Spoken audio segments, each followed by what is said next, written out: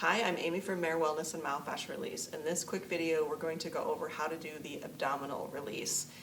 And in our culture where we do sit a lot, this area of our body can get really tight.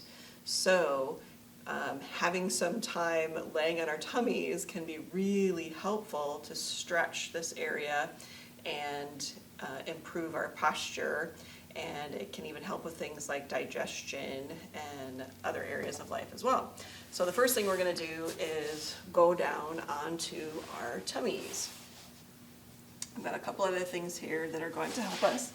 So getting down on your stomach and simply feeling what that feels like. And for some people, being on their stomach might be very uncomfortable because it positions the hip bone in a way that it almost forces you to use your low back curve. And many of us are tucking our tailbones and sitting back on our tailbones, and that can really over elongate a lot of these tissues, and then when you are asking them to go into their curve, it can feel pinchy or uncomfortable. So you may need to start just by going down on your all the way flat and slowly allowing the tissues to accommodate into that space. And so when you're ready, when you feel a decrease of sensation there, then the next step would be coming up on the elbows and feeling what that feels like in your belly area. And being patient, still breathing with your belly and allowing that to stretch. The next level up is going to be to bend one knee or even both, and feeling the sensation that pulls into your belly area, and also what that does to your low back, because that will then elongate your hip flexors and pull your pelvis even to a more tilted position. So you might have to hang out here for a little bit and wait for that to dissipate.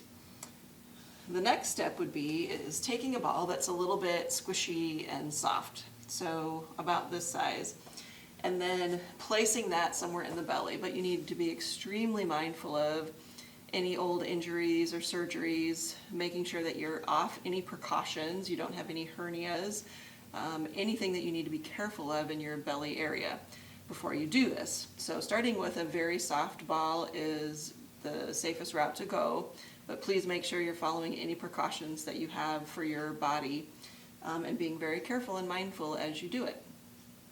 But placing a ball in there is intended to further elongate the tissues in the belly. So you can start with, I recommend starting a little bit lower in the abdomen on either side of the belly button. Place the ball in there. If you know where you have an area of tension, you can start right there, but if it's too tender, start anywhere away from that area of tenderness and then move closer to it. So rolling, lifting up on your elbows and your knees, rolling a little bit until you find an area where there's tension, and then settling onto that area of tension. And you can lay flat, or you can stay up on your elbows. Still breathe with your belly, and what you're looking for is that area to, again, kind of the sensation to dissipate, to become less and elongate. So you might need to stay here for a little bit, 30 seconds, a minute, even 2 minutes. It pairs nicely with watching television or reading a book or just conversing with your friends or family.